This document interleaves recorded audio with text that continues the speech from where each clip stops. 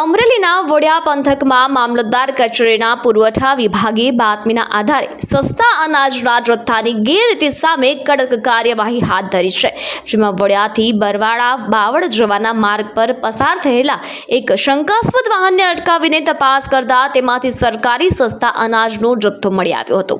આ તપાસ દરમિયાન વાહનમાંથી ગેરકાયદેસર લઈ જવાતું 181 કિલો ઘઉં, 557 કિલો ચોખા તેમજ ચણા અને તુવેર દાળના પેકેટનો મોટો જથ્થો પકડી પાડવામાં આવ્યો હતો।